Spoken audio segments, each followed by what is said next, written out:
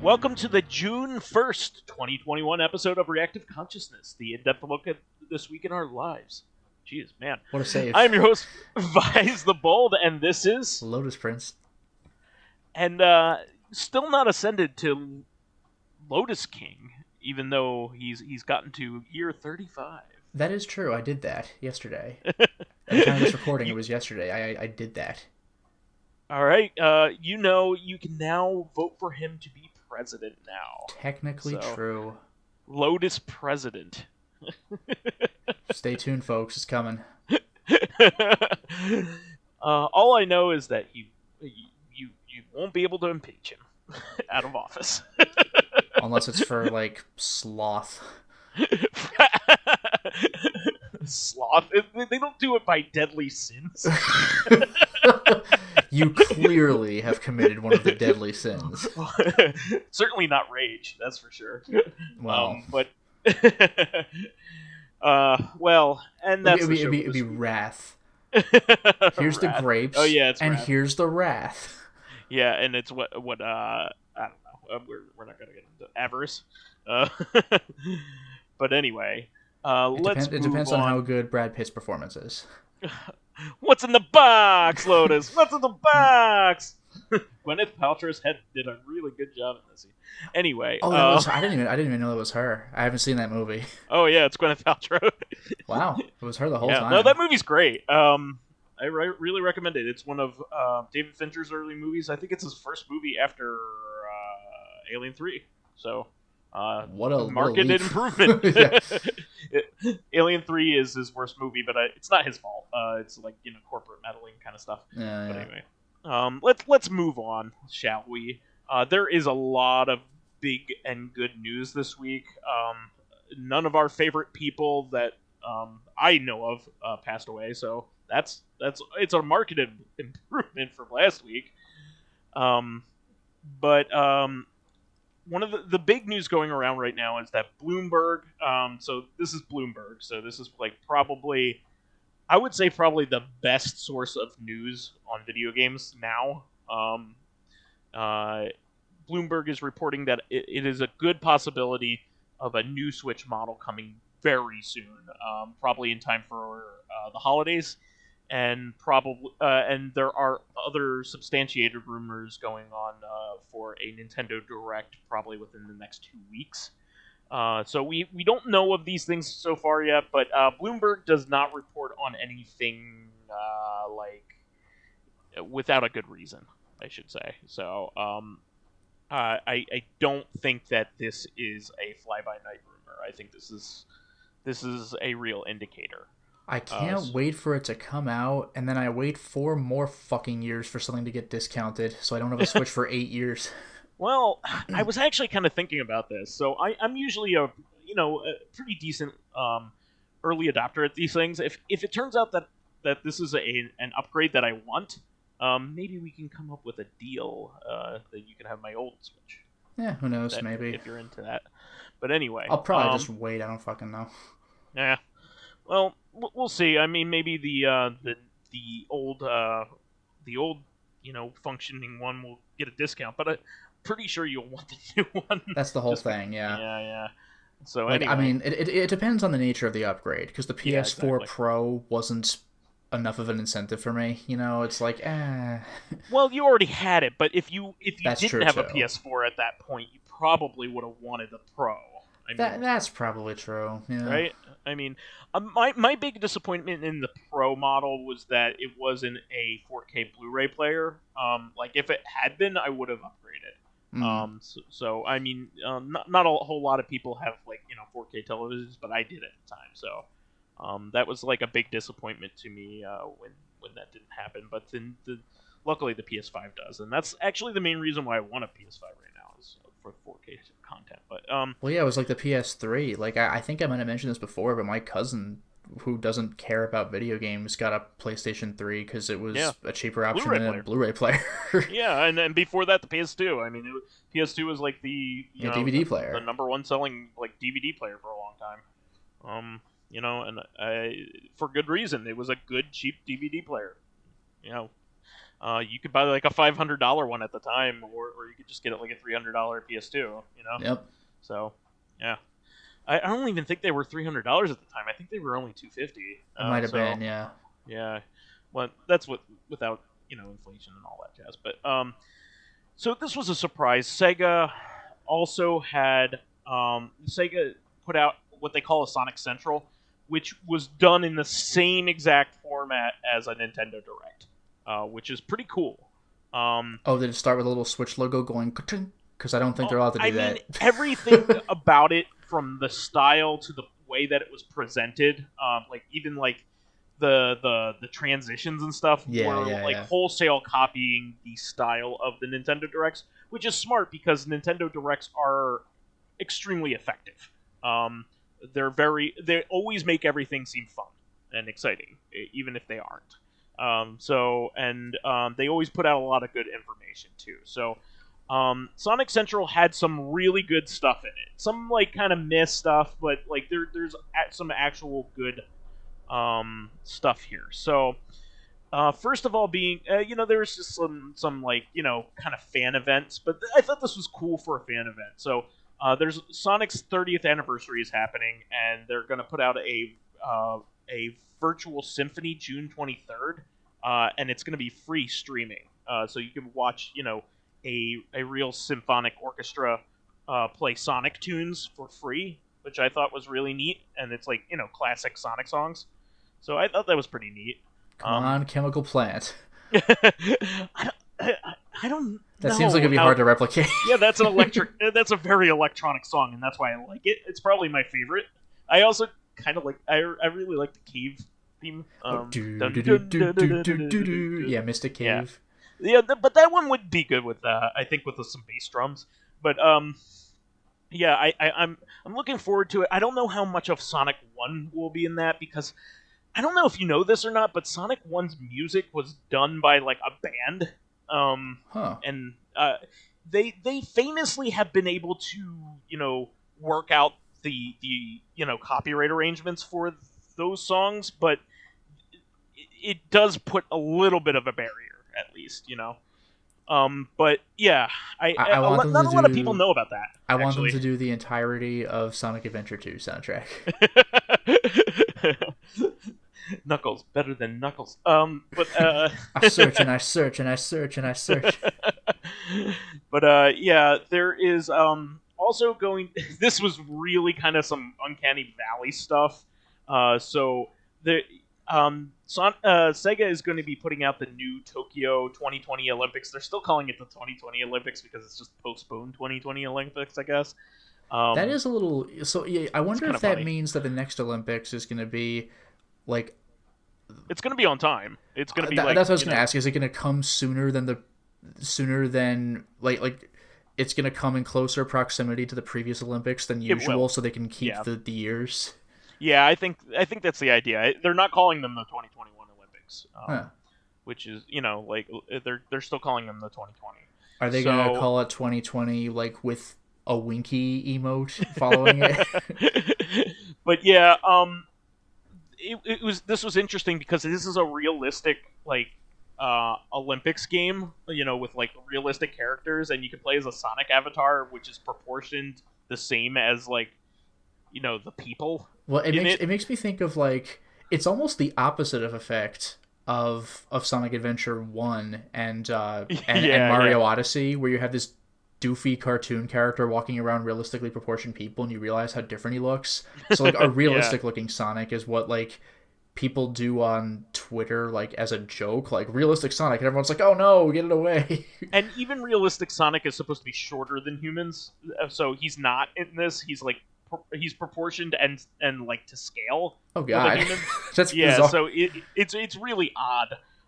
But you can play as Sonic in the 2021 Olympics. You know what that makes me? Olympics. You know what that makes me think of when people would make their custom like Mortal Kombat or Soul Calibur characters, where it's just a guy with blue skin and they give him like a mohawk. It's like that's Sonic, I guess. It almost looks like that. Yeah, it almost looks like a guy in a cheap that's great Sonic costume. Yeah, it's kind of funny. and they're also adding Sonic content to the sim game 2 Point Hospital, which is kind of like almost like a theme hospital or at one of those games where you manage a hospital.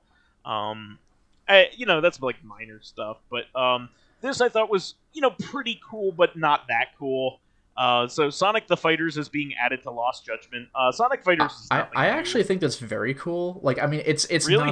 not a very good game. It's not. But like, I really appreciate that the Yakuza games sometimes get these weird things that are otherwise hard to access.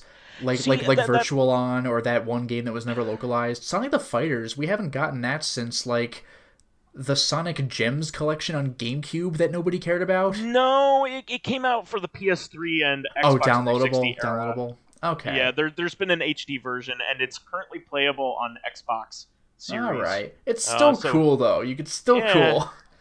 Even though the game is dumb.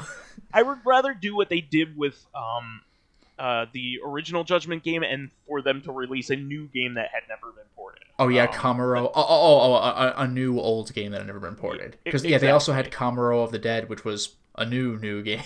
No, I don't want. Well, that's cool too, but I want like a brand new port that Sega's never been. Yeah, released, like Fist of the North Star Lost Paradise. We talked about this. Yeah. Had the game Black Belt accept what it originally was, the Fist of the North Star Master System, whatever that was called, Sega 3000 or something. It was just called Mark III, Sega Mark III. Hokuto no Ken for Sega Master System. Whatever the Master System called in Japan. Oh, Mark III. Mark III, yeah. So look at that. We never gotten that before. We kind of have, but not really. Yeah, exactly. This is a big one.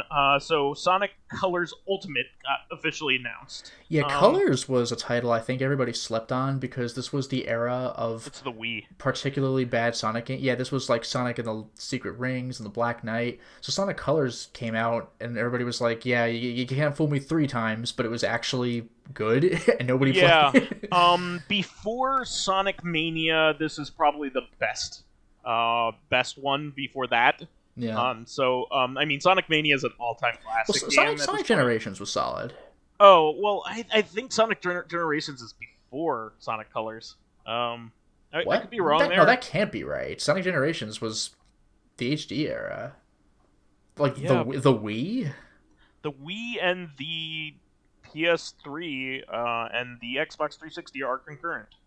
Oh god, that's bizarre. Could Sonic Generations have possibly come out in the Wii era? I gotta look this up. I mean, the Wii was around for a long time. It was. But yeah, go ahead and keep going. I'll look it up. So Sonic Colors is like one of the best Sonic games, especially one of the best ones with 3D graphics. Wow. Okay, I'll say this.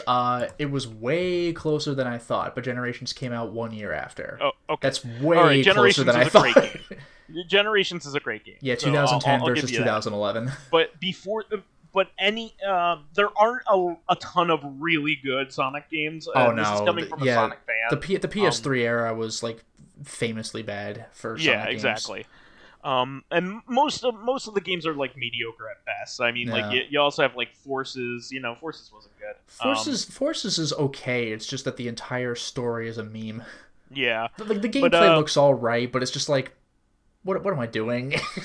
Sonic Colors is locked to the Wii, which is not an HD system. So it was locked to the Wii, but wasn't there also like a DS game or something? So I was just gonna say that they haven't confirmed the details about what Sonic Colors Ultimate will be.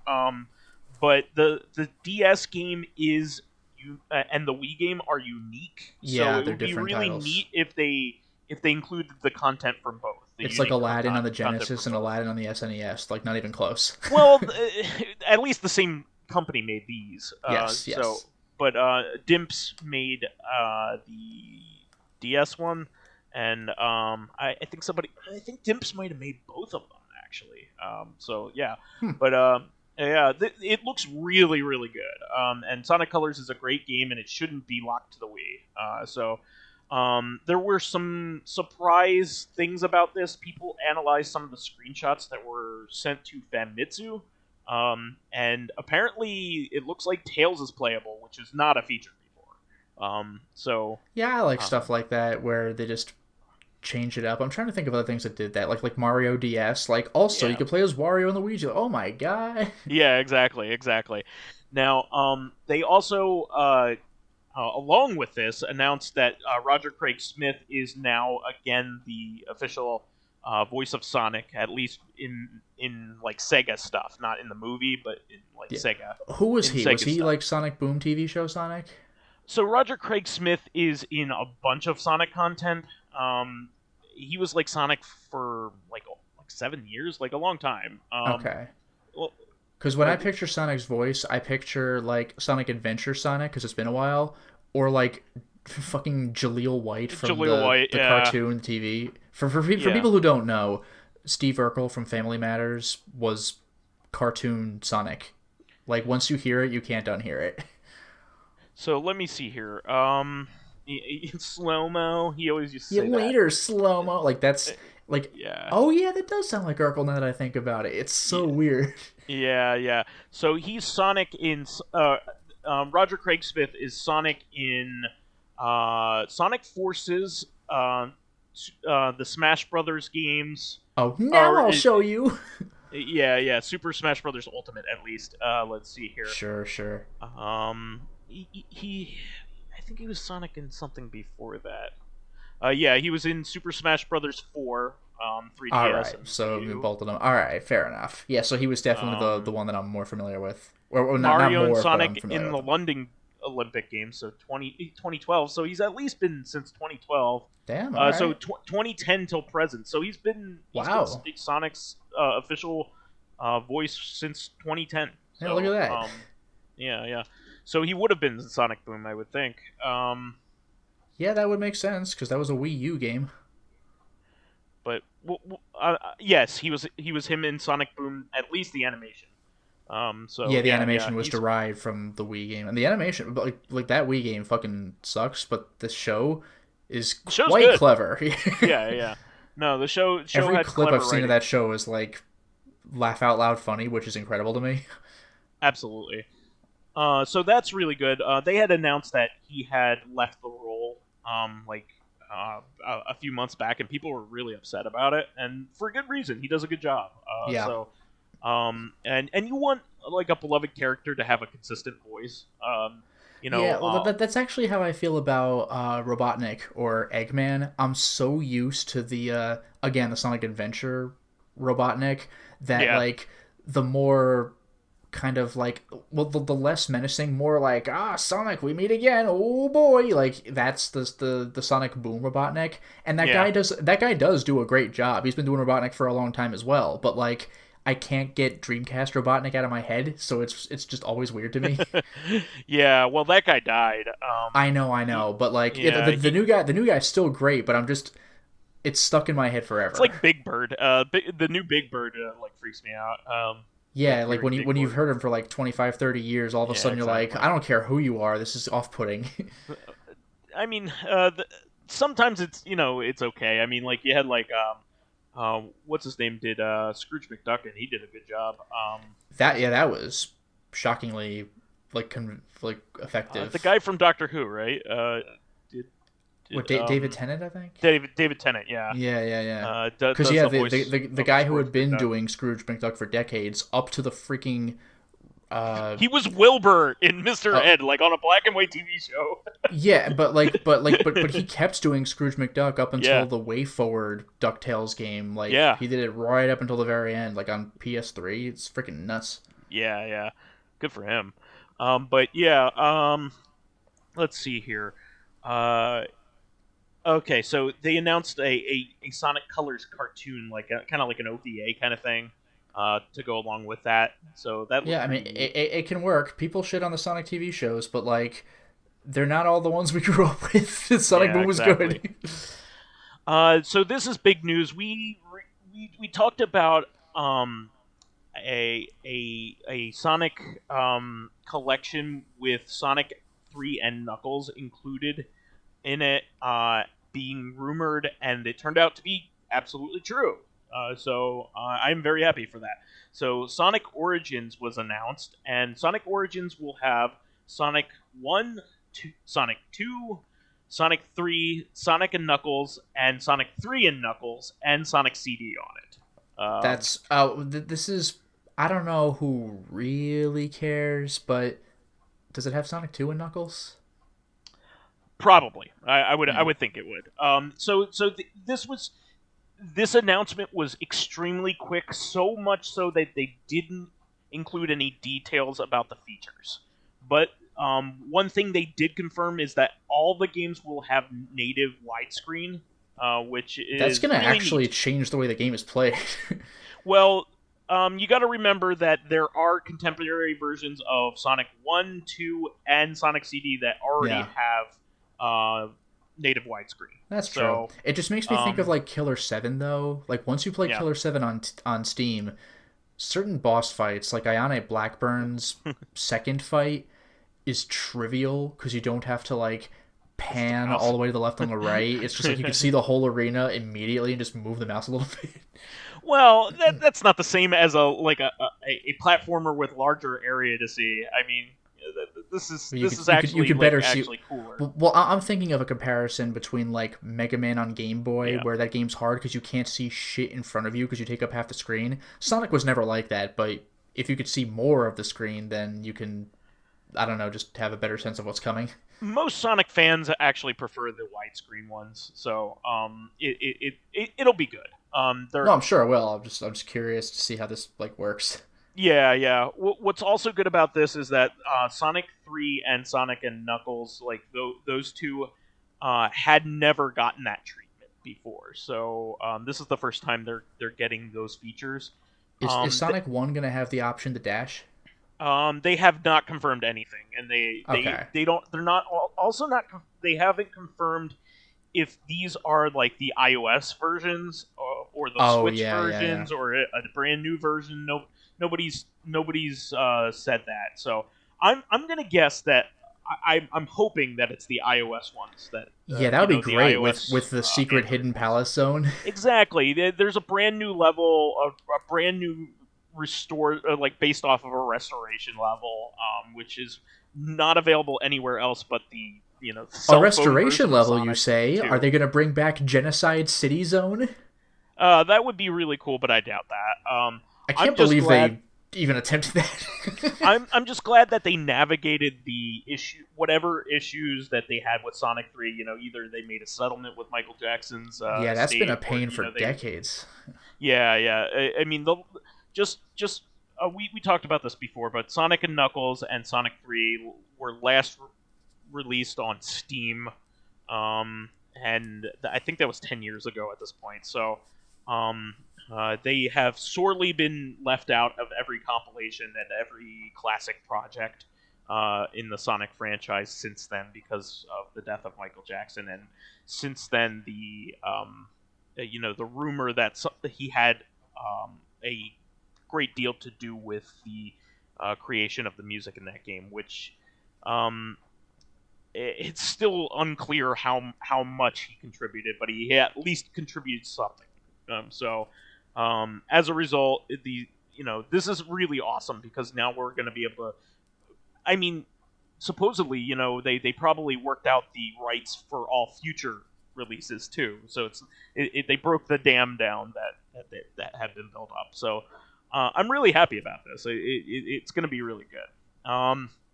And honestly, the rest of it was kind of trivial stuff. I mean, there's going to be a new Sonic cartoon called Sonic Prime for Netflix by Man of Action, who made Ben 10. They're famous for that, and Big Hero 6, the TV show. So that's pretty cool. There's a new Sonic book called the Sonic Encyclopedia. Which has, I like that. A comprehensive coverage of all the Sonic games in it, which is really something that I'm kind of interested in. Because I might actually want that because they're like, actually think about it. There's a lot of Sonic games. A lot of them, yeah. A lot of them. And there's like 1,000 Game Gear games that nobody knows about, like Labyrinth and shit like that. Yeah. So there's... and it looks like it's beautifully... like it has a lot of like screen captures and stuff like that. Really nice stuff. And it's a nice hardbound book. So I'm actually interested in that.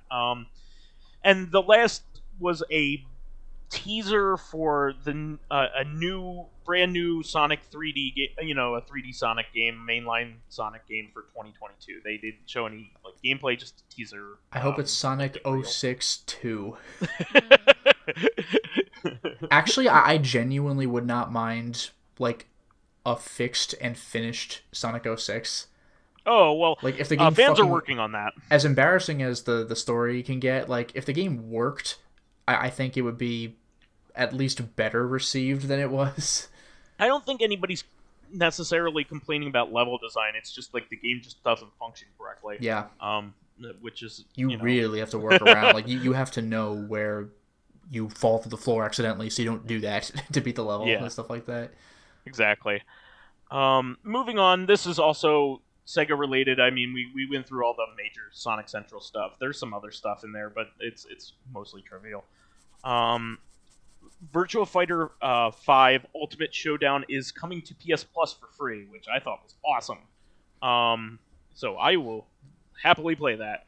But the fighting game community is very prone to drama, let's say, and they're all hot and bothered about it not having rollback on netcode. They have traditional code, but I mean, it might still be good. Here's the thing, rollback is a method, and it's kind of a buzz term. Kind of like the cloud. The cloud isn't a thing. It's a marketing term for hard drives somewhere else. Like it's a hard series drives of tubes somewhere else. That is the thing. Yeah, like we don't magically digitally store our files. Like that doesn't exist. Like somebody has a physical piece of hardware that stores data. Yeah, so rollback netcode is like a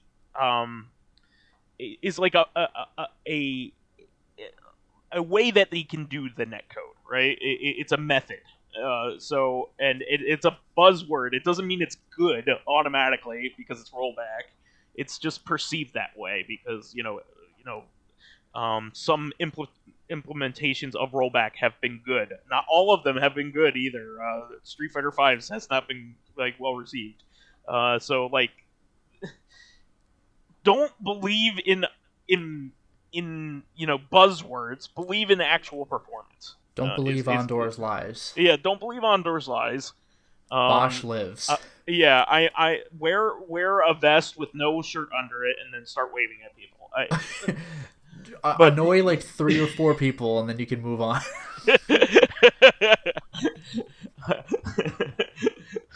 Stay away from my kids. Yeah. I mean, for real though. I am through with the negativity. Nobody's played this game yet, so don't complain. Like it could be really good. So let's check it out. Also, if you really like Virtua Fighter, you'll just play it anyway. I mean, there's nothing else like it. If you're a true fan, you'll play it in Yakuza 6. Virtua Fighter is a great franchise, and there's nothing nearly as technical. So I mean, Tekken's the closest thing, and it's not the same. So But Vice, in Tekken, all you have to do is play as Eddie Gorgo and kick, and you win. Yeah, juggle forever. I learned how to juggle when I played Tekken 5. But anyway, some other fighting game news. Blue Mary got announced for King of Fighters 15. Blue Mary's awesome. Are Blue Mary ready? is Terry's love interest, right? I believe so. Yeah, I'm not as familiar with her because I only know about her from King of Fighters. I don't know if she was in Art of Fighting ever or Fatal Fury ever. I don't think so. I think she's a King of Fighters character. Yeah, I get kind of lost when King of Fighters only characters show up. Real Bout Fatal Fury, I believe. Oh, okay. I haven't played that one. Yeah, but yeah, she's in there. She's got her traditional moves and those grappling things. It's freaking awesome as usual. She was added to Fatal Fury 3. Wow, so she's actually an old Fatal Fury character. Well, shows what I know. I guess I was following Art of Fighting more than Fatal Fury. Shows what I know. Which is kind of funny considering that the Fatal Fury franchise is way more popular than the Art of Fighting one. Yeah.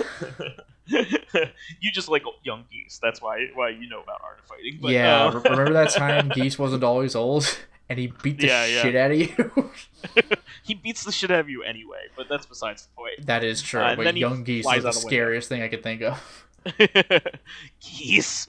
Geese. When you hear honking out your window and you shake your fist. You Geese. I've been waiting for you. But Blue Mary is very aesthetically pleasing. I love her design. I think she's cool and sexy. So, but and by the way, one thing I forgot to mention, speaking of KOF 15, with last week's announcements of Ralph and Clark, I forgot to mention that their stage is just full on Metal Slug. It's like a beach. There is a Metal Slug buried in it. There are those yellow, like those blonde bearded prisoners walking around and waving at you. There's the POWs, those enemy, those not Nazi enemy like planes taken down. Like it's a whole aesthetic. It's great. What's awesome about that is like they're not even from Metal Slug. They were retrofitted into Metal Slug. Yeah, they were like DLC or something for one of the portable. No, they were added officially to Metal Slug 5. Maybe Leona was 6. DLC then. I'm pretty sure Leona was a DLC at some point. I don't know, but yeah, nobody's making another Ikirai Warriors game, so. Yeah, they were added to, the more popular action wartime franchise of Metal Slug. So yeah, it's like Yoshimitsu. Awesome. He just like became a Soul Calibur character, and he's still a Tekken character. But it's like, hey, he's in here now. I don't know. They haven't really confirmed like the link between the two of them, whether they're ancestors or the same guy or whatever. I don't think. Like the old one has like a wooden arm. It's freaking amazing. Yeah. Moving on from that, I just wanted to throw this out there real quick because this is pretty interesting. Limited Run Games announced that they're going to do a pre-order for Blaster Master 03. I did not even really know that was coming out until very recently, so I just thought that was neat. I like the Blaster Master 0 games. I haven't played through them all yet, but I think they're way better than any of the other Blaster Master like sequels, and in fact improve on the original format. So I think these 3 games are probably like the best of the series. So I always like it when a good underdog game gets a physical release. So that's really cool.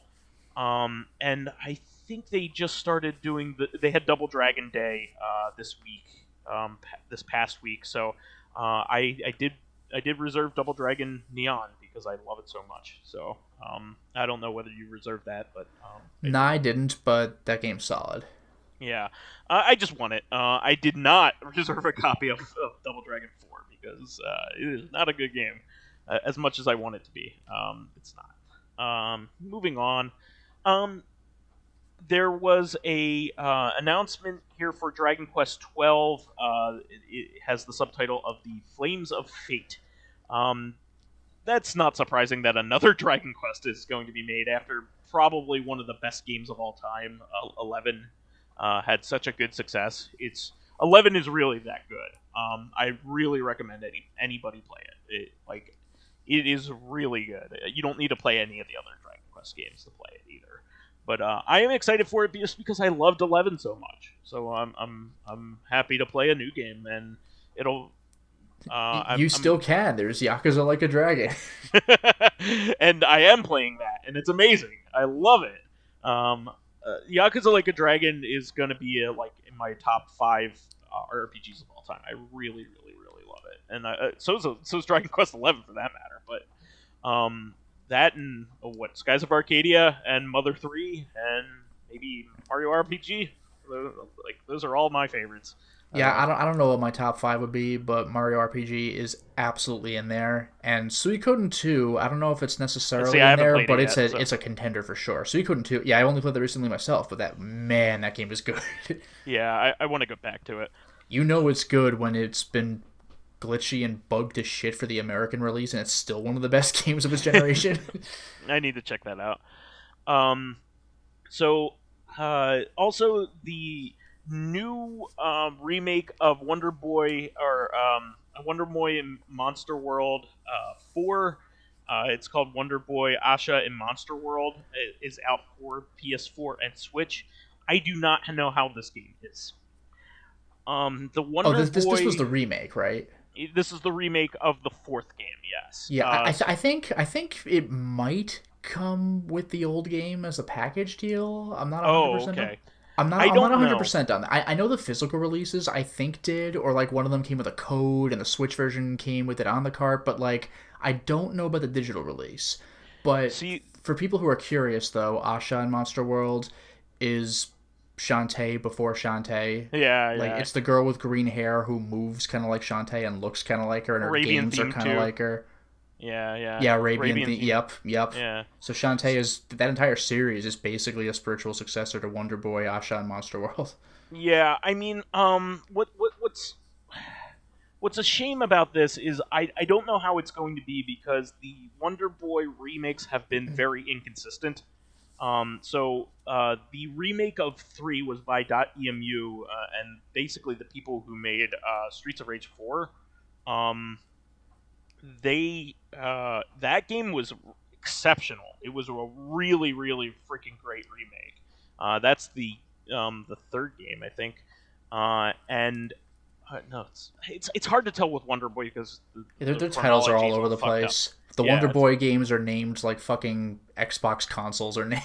Yeah, you don't know what's going on. There's like 2 third games and they're completely different, and then this is the 4th game, but it's not really the 4th game. It's like the 5th or 6th game. So, but anyway, Dragon's Trap, which is what its like its subtitle is. Yeah, that one got a couple physical releases. Yeah, that one was really good. And then Monster Boy, which is like the newest entry in the franchise, is really, really a great game. But then you have the remake of Wonder Boy 1, which is very mediocre. So much so that it's you might even get more out of playing the original just because you get the nostalgia factor because the pixelated graphics and stuff are appealing in the original. Well, so. That's kind of what I was thinking for Asha. Is like I don't know about the gameplay. I haven't really seen it, but the aesthetic it's just not my thing. Like it looks good, but it's not my look. I prefer like the charm of the Genesis graphics, but like it might be fine, but I can't comment on how it actually plays. That's actually what I was leading to, and you touched on that. The Genesis version of Asha and Monster World is one of the most beautiful games for that system. Yeah, it's surprisingly well animated. Kind of like, that's Shantae another. itself. I was just gonna say that's another thing Shantae took was making damn sure to have good animation. Even the original Game Boy Color game is animated better than you'd think a GBC game would be. It was a very late release. So this was a late Genesis release, so much so that it was only released in Japan, and it only got an English an official English treatment in the Wii era, Wii PS3 360 era. So I don't know whether I want to play a completely remade one because the aesthetics of it were so good to begin with. It's kind of like. Well, it's like how I feel about the Secret of Mana remake. Like, it has the more 3D look to it, but I really like the aesthetic of the SNES game, even though you could argue better graphics with the 3D version. But, like, I'm not saying one is definitively better than the other, but the 3D one is just not my thing. Yeah, I mean, I'm looking at Metacritic right now, which is, not, gospel or anything, but, 67%. So far, so it's it's okay, All right. Yeah, but I'll see how time judges it. But I already own the 4th game several different ways, so I don't know whether I want this remake quite yet or at all. Then this is pretty awesome. I haven't picked this up yet, but this is Chunsoft's World's End Club is out for Switch. This was previously a Apple Arcade exclusive, so very, very much a Danganronpa style game, only with kids in a theme park. So I am definitely looking. Yeah, sounds good. I should pick this up myself, just because the Spike Chunsoft games, like you're just getting my attention every time. Yeah, they're all good, and some of them are the best of their type. Yeah, again, Danganronpa, along with like Ace Attorney, helped bring visual novels to the American eye, and I keep saying this, but 4-2 Shibuya Scramble, I don't think that game really took off over here, but that is one of that might be the best visual novel I've ever played. Yeah, and I mean they make the science adventure games as well. Robotics Notes. Yeah, Steins Steins Gate. Gate. Yeah, Steins Gate's Yeah. considered one of the definitive visual novels of all time. They also make the Zero Time Dilemma games, the Nonary games. Yes, Yeah, they make all the really good ones come from them. or at least they publish them. They don't make all these. Yeah. Well, Chunsoft, I think, basically is a publisher. I don't think they make anything, to tell you the truth. Because I remember this because Danganronpa and the Nonary games developers are different people, but I think they're like friends or something. No, I got that wrong. So I have to say, Chunsoft does make stuff. It was Enix at the time that didn't make anything, and Chunsoft made the early Dragon Quest games. They made all the games up until 5. Okay. I think. No, they do make things, but they also do publish things as well. But the ones that they put out are all good. Let's just say that. Yeah. Let's move on here. I just wanted to quickly announce this as well. We talk about Streets of Rage 4. The new DLC character announced is Shiva, so I'm very happy for that. I think we knew it was coming, or could guess it was coming at least. Yeah, for some reason I thought he was already playable. I guess my memory's flaking because Adam became playable in the story, and you certainly beat Shiva in level 5 or 6 or something, and then he's like, "Well, bye," he just leaves. Yeah, he might have been playable in a bonus mode or something, but not in the actual campaign or something. But this got announced. Yeah, I might just be completely misremembering, but okay. Yeah, it's alright. I might have been confusing it with Streets of Rage 3 Shiva or something, because I think he might have been unlockable. So Streets of Rage 4 Shiva is obviously a radically different character. Yeah, and he's also going to have his own cutscenes and stuff. So that's cool. Yeah, so I'm happy about that. Also, there have been rumors circulating more and more that Mega Man Battle Network Legacy Collection is going to be a reality.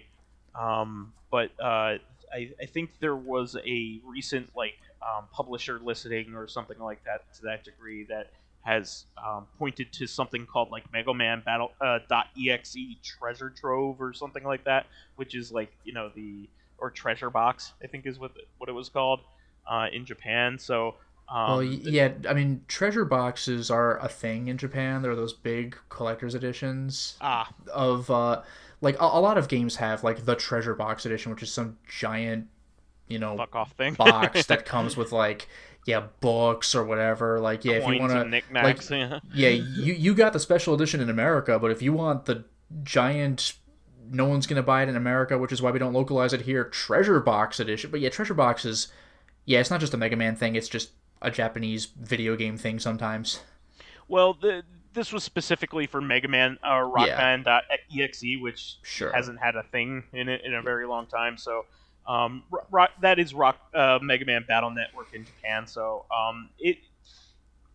I think this is a reality. I mean, they even put all the Zero games on in a collection recently, so I think the next frontier is the Battle Network games. So I don't think it's unsubstantiated. I believe it. Unsubstantiated. Oh, by the way, just one more thing I want to add is when you go to conventions, if you ever go to Video Games New York, they'll probably have 1 or 2 treasure boxes of some game that you didn't know had that kind of special edition, and then I don't buy the game because it's in Japanese. It's basically what limited run games goes for their ultimate editions. Kind of. Yeah. Except it's actually just a physically large box. Yeah. Moving on from that, there are rumors that a Bloodstained Ritual of the Night 2 is coming because on some kind of official thing, there was a new installment coming soon at the bottom or something like that. I think it was for maybe a job listing or something like that. So something official, but not entirely public. So I don't find this unusual or surprising in the least. Bloodstained Ritual of the Night is one of the best games of its type. I loved it. I thought it was a very wonderful successor to Symphony of the Night. I thought it was really great in basically every way. I loved it. I hadn't played a Metroidvania that I loved that much, probably since a genuine Konami one, and I maybe AM2R. I really loved AM2R, but and I really loved Ori. Ori was damn good. Ori. Although I still, I was just gonna say I haven't played the second one yet. As far as Metroidvanias for me, this is a Souls-like, but Salt and Sanctuary is pretty good. But the ones I'm probably most looking forward to playing are Bloodstained itself, because I haven't played that yet. Yeah, and really good. And Blasphemy, which happens I haven't to played that one yet. Yeah, and Blasphemy I think actually has this is embarrassing. Bloodstained character, yeah. Yeah, what's her name? Miriam. Miria, yeah, Miria. Right. But yeah, like she's like a DLC or something for Blasphemy. But Blasphemy, man, that game's aesthetic looks real good. The art is unreal. It looks great. But yeah, I don't find this surprising. I mean, it was a success, and it was also critically well received. And I really loved it. I thought it was really, really good. Yeah, you'll love to see it. We're finally bringing back Castlevania, but I need your help with the Kickstarter. Okay, we'll see how it is. And it took forever, but then because Mega Man tried it and Shenmue tried it, and we're like, well, and then it's like the greatest game of its type. Yeah, no, I can't if you're gonna look for a Symphony-like type game, Symphony of the Night-like game, with RPG progression and things like that, I don't think there's anything better than Bloodstained, to tell you the truth. I mean, you could say Symphony of the Night's better just because it's Trailblazer, but in terms of design and features and updated kind of stuff, this is a fantastic game. It also has a lot of retro love in it. It has Igarashi's one of the bosses in the game. Well, that's what I was going to mention, is that Bloodstained has a lot of love. Bloodstained is something that can exist in its current state because it's been so long. Symphony of the Night couldn't have done that to the same extent. With the winks at earlier entries in the series. Symphony of the Night could do that to a degree, but Bloodstained has over a decade on it, and there's more history to cover, so you can earn that kind of callback love that you couldn't possibly have done with Castlevania 2. There's only been one previous Castlevania game, so what are you going to do with it, I mean, Zangetsu is played by David Hayter, which is, a Konami. There's mainstay. Stuff like that where, you know that you couldn't have gotten away with in the 90s. Orlok is played by, Alucard's original voice actor. And that's perfect, by the way. That's a double joke, because, number one, it's Alucard, and number two, Orlok in the movie is the ripoff of Dracula. Yeah, he was Orlok because they couldn't use Dracula. It's perfect. I think they literally only changed the name of the vampire in Nosferatu. I think even all of the surrounding characters all had very similar names or the same name. Like John was Jack, or it was that close, and I think they got sued for it. Which they Herlock Sholmes did. Yeah, I mean it was an adaptation of Dracula. If you watch it, you're like, okay, it's obviously yeah. But they didn't want to pay for it, obviously. Moving on, though, this was a big surprise too. Terra Onion, the makers of the SSDS3, which is the basically the Flash optical drive emulator for the PC Engine TurboGrafx, and also the makers of the Neo Geo SD flash cartridge. They also make the Neo SD Pro, which can also even play Neo Geo CD games on regular Neo Geo hardware, which is pretty neat. They made a new announcement, and they're coming out with a SSDS3 HD, which is really, really awesome.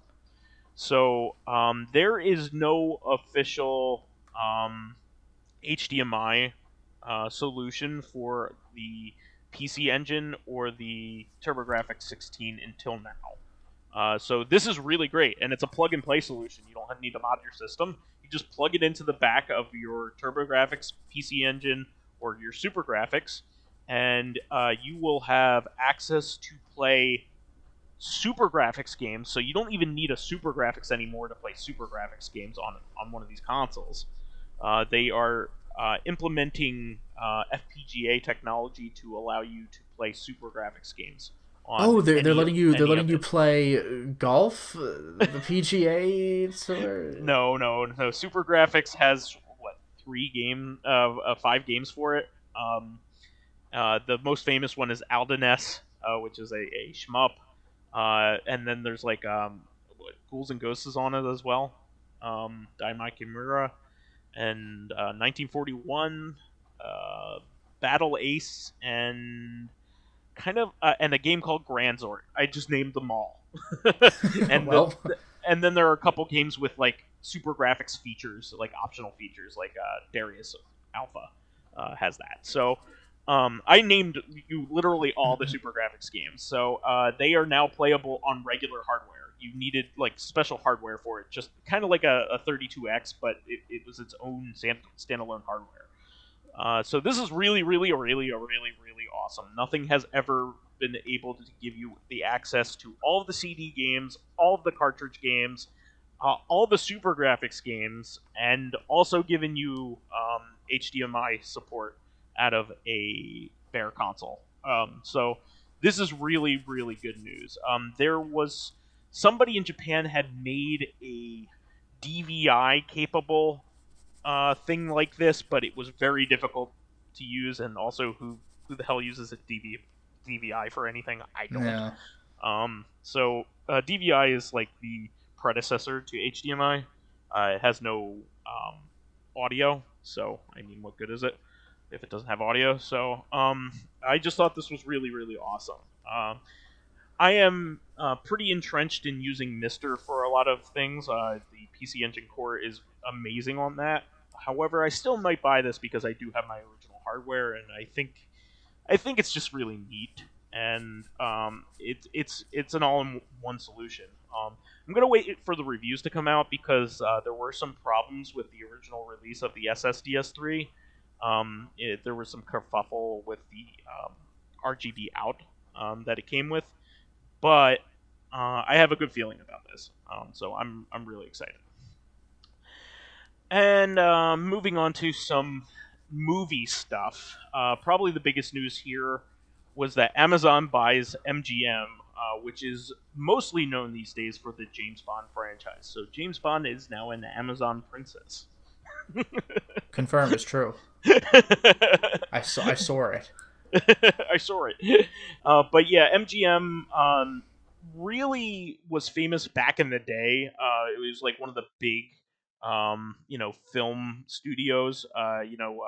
Wizard of Oz came from MGM back in the day, and also they're famous for Tom and Jerry, which is now owned by Turner, the Turner Group, which is owned by AT&T. But nowadays, probably their most famous is the James Bond franchise. So you might see No Time to Die on Prime Video. I wouldn't be surprised, or maybe whatever the next entry is, whoever they're going to put in the James Bond shoes, as it were, because I think this is the last Daniel Craig one, right? I assume so, because this is going to be like, what is fifth movie? Fifth, no shit. Casino Royale, Quantum of Solace. And the two. Okay, yeah, Skyfall and Spectre. Yeah, this will be the fifth. Yeah, this will be the fifth movie. The odd ones are good. Yeah. Spectre was disappointing, and I think the second one's the worst one out of the bunch. It is. Quantum of Solace. But those two were the ones that were like it's kind of like X-Files. It's like the I forget what they call the ones that further the story in the Xbox one, or the X-Files ones. But a lot of X-Files fans say the Monster of the Week episodes are the good ones, and the ones where they further the story of the X-Files are not nearly as good because they never answer any questions, or they don't do a really good job at like fulfilling your curiosity. It's kind of like that. The Quantum of Solace, brought continuity to James Bond, which really didn't really exist. And they tried continuing that with Spectre, and it ended up kind of goofy. There were parts that I quite liked, but the way they handled Blofeld, I was like, eh. It's awful. Like making Blofeld his brother is stupid. Yes. Let's just say that it's stupid. And also it had a very unsatisfying end. Yes. Like the ending is. Although, the transition into M's office I thought was awesome, but like plot detail wise, him chasing down Blofeld was very disappointing. Yes, and like having to make the big decisive choice of going after Blofeld or saving the girlfriend, and then he accomplishes both so it doesn't feel like there was real weight to the choice. Yeah, exactly. That's why it was disappointing. I mean, there were good parts of that movie, but those were not them.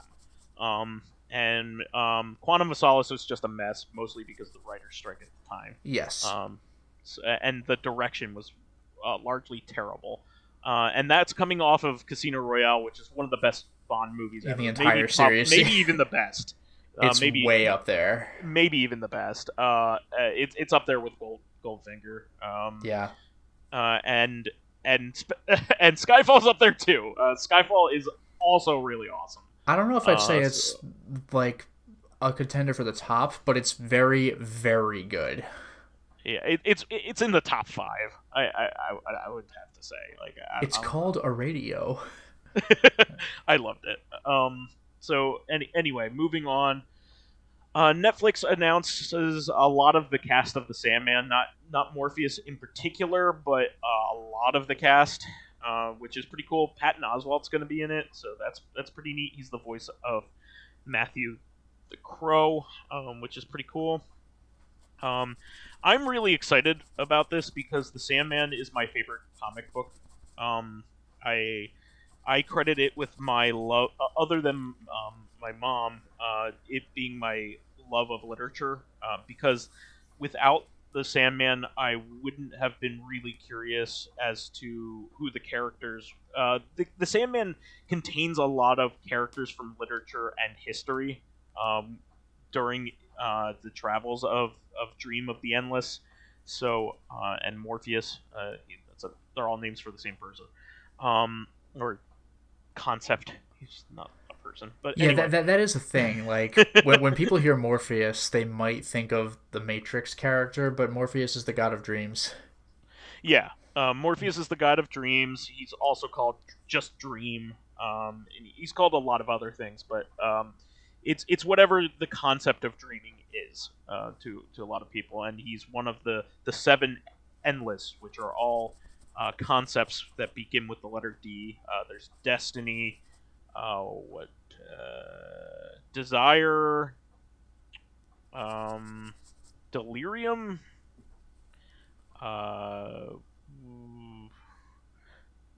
did I mention destiny already? Yes. Death, which of is course. one of the most important ones. Desire. You said that one. Yeah, desire has a twin, despair. Did I mention despair? You did not, so that's 5.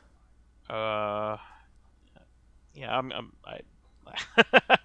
I don't know them off the top. It's been a while. It's fine. Long time. Dopey and Doc. Yeah. Got all 7. Got him.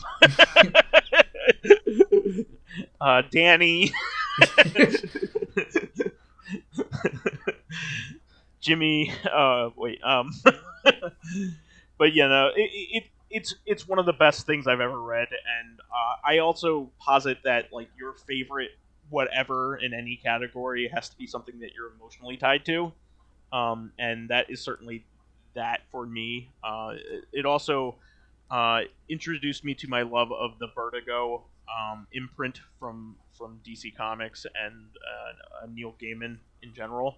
And Neil Gaiman's like a lot more popular now than he ever used to be because he had a couple hit TV shows.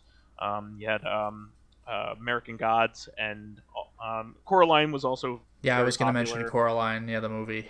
And Good Omens was also very popular.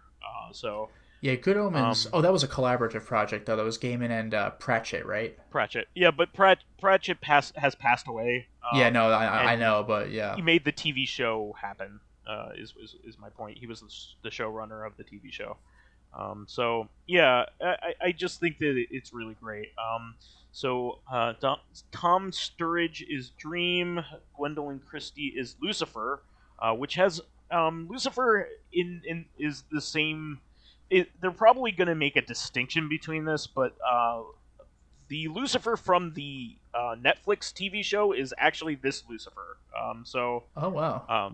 They are probably going to make the distinction that they are distinct because it is a different actor. Vivian Achimampong, excuse my pronunciation, is Lucian, Librarian of the Dreaming. Charles Dance is Roderick Burgess. Sanjay Bhaskar is Cain. The brothers Cain and Abel are part of Dreams, like Entourage. Asim Chaudhry is Abel. Boyd Holbrook is the Corinthian, which is one of the early villains in the series. So I'm really excited about this. Death is Kirby Howell Baptiste.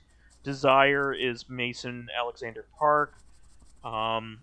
This is actually pretty cool. So, I don't know if anybody knew this, but like Neil Gaiman's been a woke person for a very long time, ever since probably his inception. But Desire was always non-gendered or non-binary. So they got a non-binary person to play Desire, which is pretty cool. Despair is Donna Preston. Roseanne Jamal is Lita Hall. Let me see if I can move through this. Stephen Fry is Gilbert. Stephen Fry is brilliant. Do you know Stephen Fry?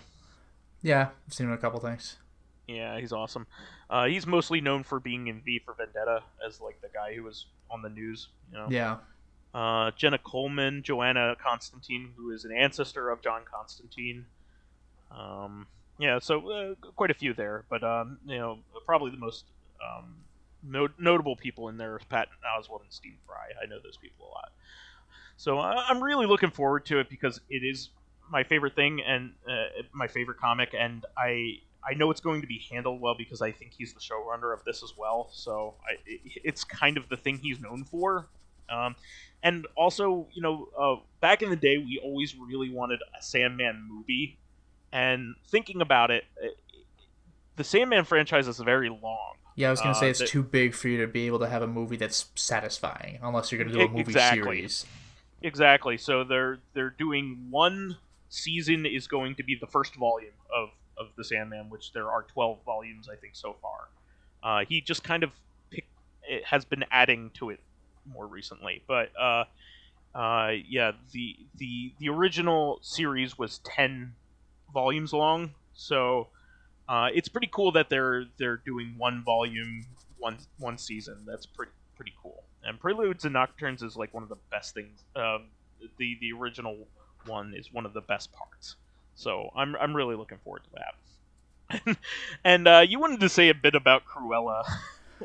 Yeah, I mean, there's not much to say because I don't want to go into spoilers, but the movie, from what I've heard for the people who actually watched the movie, they generally liked it, and the performances were entertaining. It's getting decent reviews. Yeah, and the movie seemed to kind of have fun with itself, but the only thing that people on the internet are talking about is there's a certain character who, like, in a classic twist, actually gets killed by Dalmatians. That's not, I mean, in 101 Dalmatians, Cruella wants to kill Dalmatians. It's a weird thing for a Disney movie to explore. It's bizarre, but the way it was...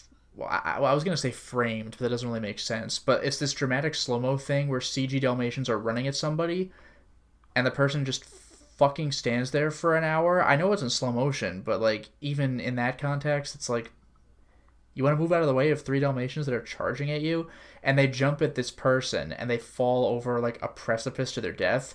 And Cruella witnessed it, and she was like, "What?" And it's just a goofy looking clip, and I don't know if it was supposed to be goofy. Like obviously, a death is not goofy, but I don't know if it was kind of like, yeah, we know what we're doing when we film this, or not. It's become a meme already. I just think it's usually like animals in Disney are not villainized like specifically, unless they are a bad animal against a good animal. Yeah, unless the entire movie consists of animals like Robin Hood or Lion King or something. Like in 101 Dalmatians, the bad guy is only humans. Like, yeah, humans 100% of the animals are good if memory serves. Yeah, exactly. There aren't like, Sometimes there's a jerk animal like the cat Lucifer in Cinderella. There's like kind of an asshole, but like he's the bad one. Yeah, but I mean, generally speaking, the majority of animals are the helpers. Like the mice in Cinderella are. Yeah, exactly. Yeah, like the cat is the bad one, but in Cruella, like everybody's a human. So like, oh, here are some animals that are assholes, and they're like, I think they're real animals. I mean, like they're CG, but like, I don't think they're talking animals. No, like in they're not Dalmatians. No, this is one of their live action remakes. Yeah. So it's just bizarre. Yeah. Oh, and one other thing I learned, by the way, is that Cruella's like classic hair with like the shock of white, like half black, half white. Apparently, that's just her hair. Yeah. Like, huh? I thought it was like. Maybe she made it like that because she's obsessed with fashion, but no. Well, I think it's kind of funny because people might forget about this, but speaking of Hugh Laurie, who was Stephen Fry's partner, he was a very good Jasper. Yeah, I was just gonna say, 101 Dalmatians has already had a live action remake, and it was a long time ago. Well, this is a prequel, not a remake, but it was still damn good. Yeah, but what I'm trying to say is like since Maleficent, they've started like either doing remakes or entries in like the animated franchises to bring them into live action. Yeah, so, but this is also specifically focusing on the villain. Yeah. Well, it's like Maleficent in that way. It's yes. Like, but one thing that is kind of funny though is that Hugh Laurie, like I think a lot of people know him for House with his American accent.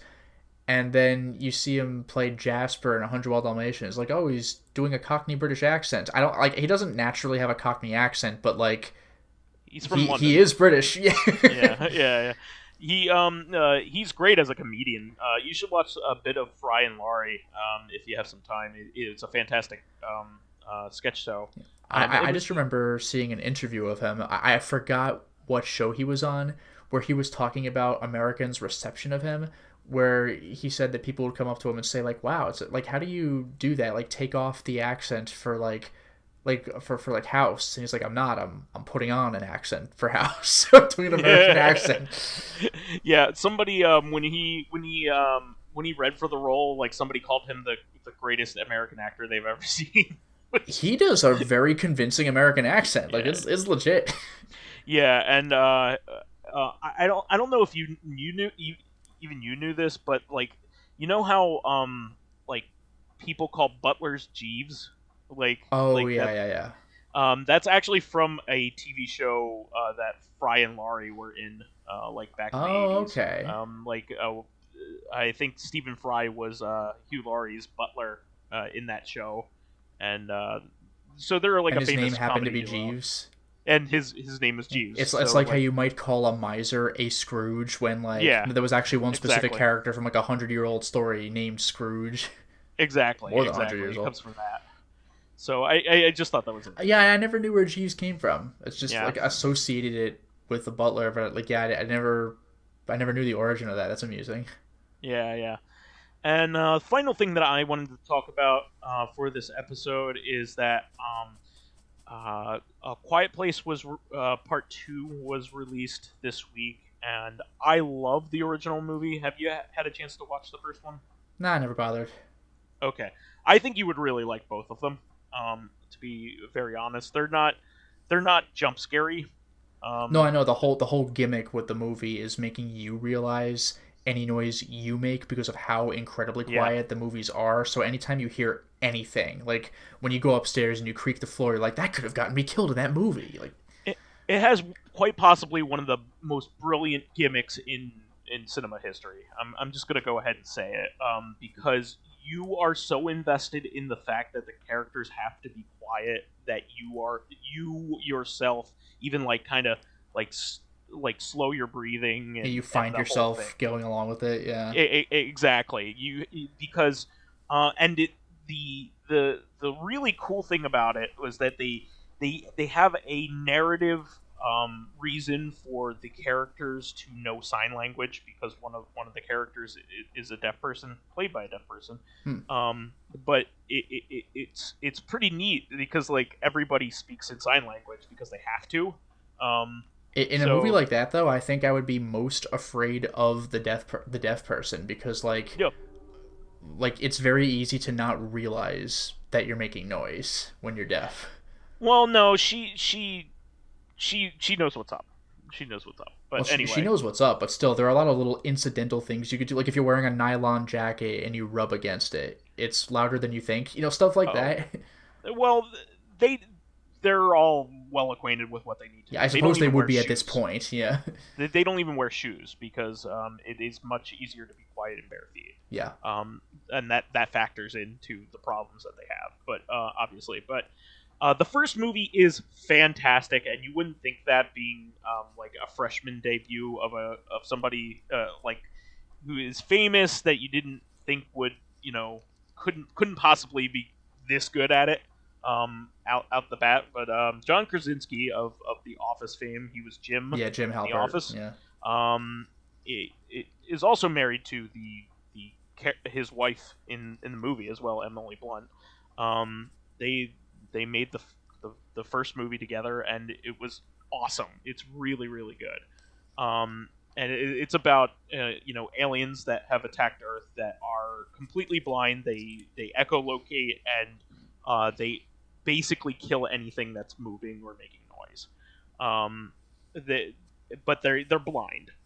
So the only way that humans can get around is by being extremely quiet. And the first movie's great, and I didn't think that the sequel could be nearly as effective. It's really well done. The first movie has one of the most tense scenes in a horror film that I've ever seen. Emily Blunt has to give birth while being quiet. That sucks. In a bathtub while an alien is trying to kill her. Yeah. it's like ugh. It's really really insane. But the second movie is just as good. Like so good that it goes right along with it. I can't even say that it was like better or worse. It's just a great addition to it. It's like it was meant to be there. It's really really good. So I just wanted to throw that out there because I hadn't been back to the movie theater until just now. I watched it today as of this recording on Sunday, and I loved it. I thought it was really really good. So I just want to throw this out there for horror and sci-fi fans. It's not a hard horror movie. Like it's not like I don't think it's even rated R. And if it is, it's not for anything other than the violence in it, and the violence is mostly like off screen. Yeah. So I mean it's not gratuitous in the slightest. So I recommend it. It's also not like a jump scare movie. It's just that you're so into the tension that it's scary because of that. So You know what I would say though is especially for a movie like The Quiet Place, even better if it only happened in the second movie. One late movie jump scare would be the scariest fucking thing because of how you would have adapted to the movie. If there were one loud jump scare in the entire movie, that would be like the biggest punctuation. well, that's not to say that maybe there wasn't one, or or whatever, but like it's Yeah, not a it's not cheap jump scare movie. schlock. Yeah. It's not a cheap movie, and it doesn't derive its power from jump scares. It does it through effective sound design and directing. It's really really good, and the pacing is really great, and also the way it's structured is really really neat. The characters split off three ways at some point, and what is happening to all three of the characters in different spots all parallels and rhymes with each other. It's like poetry. It rhymes. It's like poetry. It rhymes. Episode 2. The best Star Wars movie. Oh God. You know what's kind of funny is I put all of I collected all of the DVDs and stuff that me and my wife have together for the first time, and organized them. And we, out of all the Star Wars films, we have Attack the Clones the most. I thought you were going to say that's like the one movie you don't have. We have 2 copies of Attack of the Clones. Well, good. Now you could each watch it at the same time in different rooms. What's funny is we don't have the third one, and the third one's the best one out of the original, out of the prequel trilogy. Yeah. It's just by that point I was sick of it. That's what I was gonna say. Is like you buy the first one because you actually kind of liked it as a kid. You buy the second one because you're like, well, and then the third one you just gave up. Even though the third one is legitimately like the best one, but it's just like and I will never own it because like I could just watch it on Disney Plus if I wanted to. But I mean, I'd rather watch the the animated Boba Fett introduction from the holiday special. Nice and short. Yeah, exactly. But yeah, I just wanted to throw that out there. Anything else that you wanted to add, Lotus Prince, before we move on and do a little bit of closure here? No, I think I'm good. Okay, that's the show for this week. Please remember to subscribe to the Corrective Consciousness YouTube and SoundCloud pages. While there, please give us thumbs ups, likes, and 5-star ratings on iTunes. It helps promote and spread awareness of the show, and any bit of encouragement helps keep the show going. You can also catch us on Thursday for our sister podcast, Corrective Consciousness, where we will be continuing our celebration of the life and works of Kintaro Miura. This is going to be part 2. Finally, you can friend me as vysethebold on pretty much everything. Just give me a shout before and let me know how you know me. That way, I know who you are. And you can follow me on my YouTube channel, Lotus Prince. You can hit me up on Twitter at Lotus Prince. And finally, if you are interested in seeing my videos early, I recently uploaded Dino Stalker, for example. Oh, neat. Yeah, game's alright.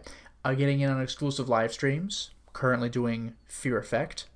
Selecting upcoming games for me to Let's Play, or getting in conversations with me and other patrons on Discord, then perhaps consider swinging by my Patreon account, which can be found at patreon.com/LotusPrince.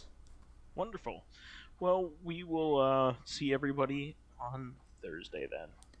Until next time, everyone. Bye-bye.